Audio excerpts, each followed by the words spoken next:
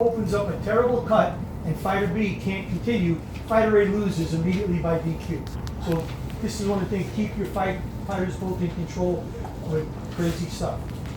All right, number 2, if an intentional foul causes an injury and the bout is allowed to continue, the ref shall notify the authorities and deduct 2 points from the boxer who caused the foul. Points for intentional fouls are mandatory. I want to reiterate something. This is an intentional foul with injury. Mandatory 2 points. An intentional foul where there's no injury or slight injury, when we deem it to be something insignificant, we are not mandated to take a point. With injury, mandatory 2 points. Fighter A headbutts fighter B gets a cut, we're going to let the fight continue. Intentional, we're going to take away 2 points from the guy who did the headbutt. Intentional foul with injury. All right, if an intentional foul causes an injury and the bout is allowed to continue, and the injury results in the bout being stopped after the 4th round, the injured boxer will win by technical decision if he's ahead on the scorecards or she, and the bout will result in a technical draw if that boxer is behind or even. So this is a situation where the fighter who received an intentional foul with an injury is protected. Once it goes past the 4 complete rounds, end of the 4th round sounds, and that fight has to be stopped due to that cut from an intentional foul, that fighter cannot lose. If the fighter's ahead on the scorecards, the fighter wins by a technical decision. Behind, it's a technical draw, or even, it's a technical draw. Questions or something about that? Okay. If a boxer injures himself while attempting to intentionally foul his opponent, the referee will not take action in his favor, and this injury will be the same as one produced by a fair blow. So fighter A headbutts fighter B on purpose, and fighter A gets the cut, and that fight has to be stopped. He's getting TKO'd because he caused the cut himself. Okay? If the referee feels that a boxer is conducting himself, this is for the heavy my guys.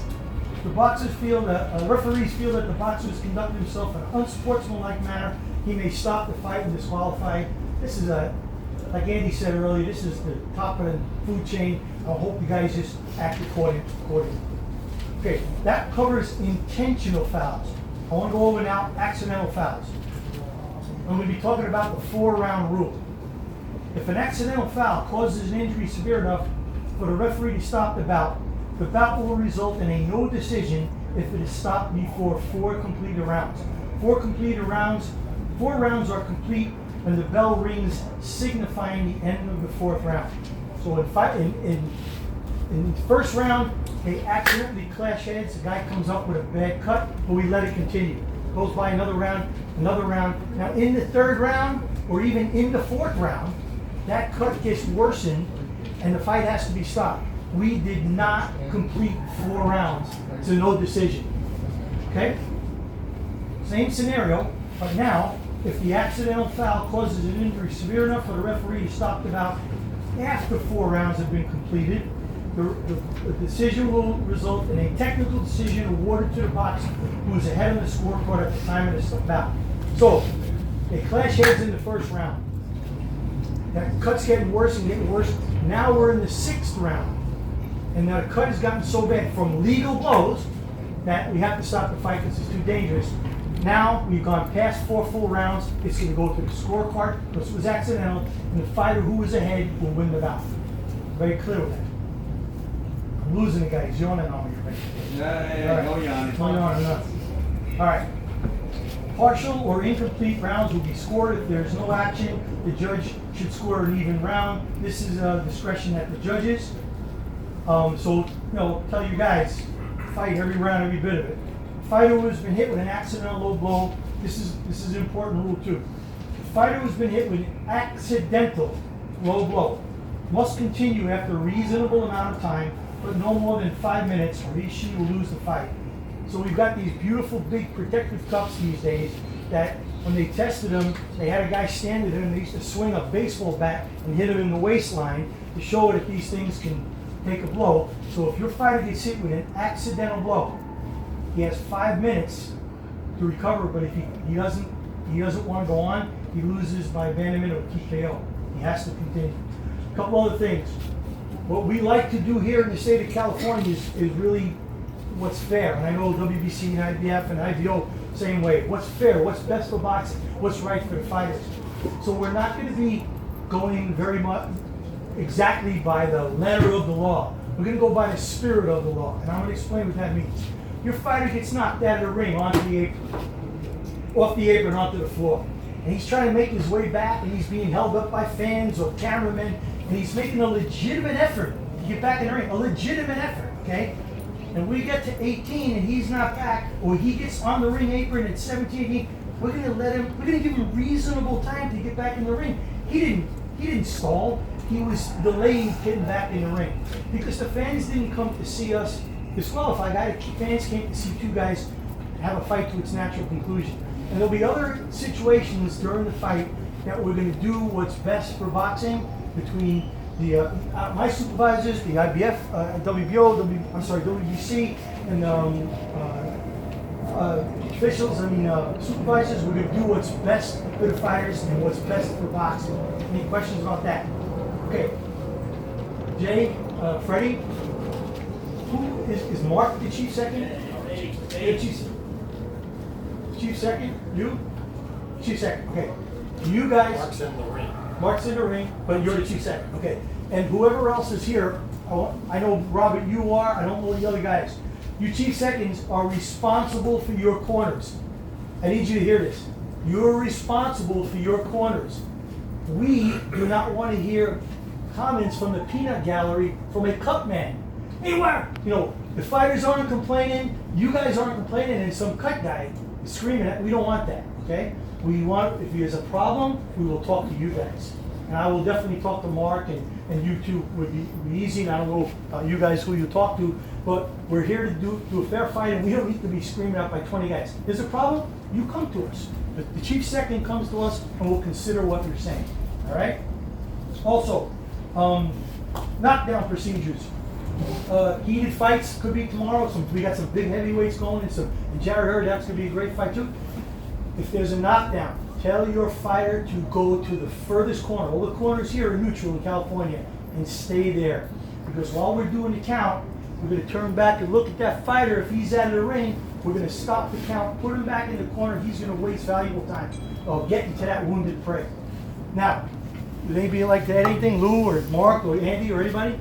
Or Tom? Jerry? Okay. Some of the latest things that we do here in California, I see it across other parts of the nation, and it hasn't yet gone to England across the pond yet, but we like to do a mini neuro exam.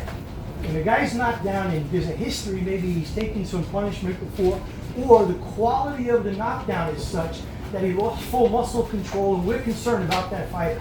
We're not delaying the fight, but we got to make sure that this wounded prey is able to intelligently defend himself when we let this hurricane come run across the ring. So we're going to talk to him to see if he's alert and oriented to respond to us. We're going to ask him a few questions, and then we might, if we're not convinced, say we're going to ask him to walk to the side and then walk to us. Because any drunk could stagger forward, in a straight line. So we want to walk him to the side to accent his condition, if it's bad condition. And after that, if we feel they can continue, we'll wipe their gloves and we go. Is there anything else? Okay, anybody else? Any questions? Ms. Levine. Just a comment. If there is an injury and you're not sure what caused the injury, the referee at the end of that round will tell you this was an accidental or was intentional. So you will know what caused that injury. And if we don't see it, we will poll the judges. That's the way I would do it. Is that correct, Andy? If the referee does not see it? Yeah, we poll. We do that all the time. Yeah, I could, and we're using this to replay In at your least case, our in fight. your case. Yeah. Also, you were talking about holding that, whatever it was. We'll figure it out tomorrow. Any other questions? Oh, yeah, I know what you're saying. So during the fight, quarterman. So I know everybody in this room does it, all four of us. If there's a headbutt, you just keep an eye on us, because what we're probably going to do is like when we get a little low in the action, if we're looking at the cut, we're going to look to Mark and Andy, and we're going to go like this. I got a cut from a butt, or I got a cut from a punch, and you'll know right away. what it is. That's what normally happens, but we'll definitely tell you after the round. Very good. Before we leave here, I want to make sure we're all one-minded. We know the rules, we know what to expect.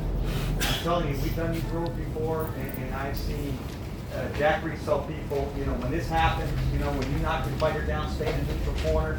If you come out of that neutral corner, I'm going to stop counting and put you back in the neutral corner. It happened, and the other can't complain, but they got told. We sort of mean what we say when we talk about this stuff. Before you leave, if you have any questions, the supervisors can't. We're going to go ahead and field them now. I'm going to go over a few things and let you know what to expect tomorrow. When you walk in with your fighter tomorrow, we are going to do a drug test. He should be ready to boy, because as soon as they walk in the door, as soon as possible, we're going to do a drug test. The next thing we're going to do is we're going to return the gloves to you that we tried on today. We expect you to look at them again, make sure they're in the exact same shape as you preferred when we left them. And then we'll go ahead and we'll take them back. We're going to take you to your corner. You're going to have some of the best inspectors in the world. They're going to work with you on the wrapping, even though everybody here is really good at wrapping. They'll make sure that we're all compliant in the rules, and they're going to ask you when you want to wrap. They're going to coordinate the other camp to find out if you want to go in and watch the wrap and vice versa. They're going to work that out for you. And any other issue that you have, you've got these inspectors right here that are going to go ahead and help you out. Can I field any questions about the things I just talked about here? Everybody knows what to expect. Good. Okay, now, is there anybody else that has questions or wants to go over something before we wrap this thing up? Super.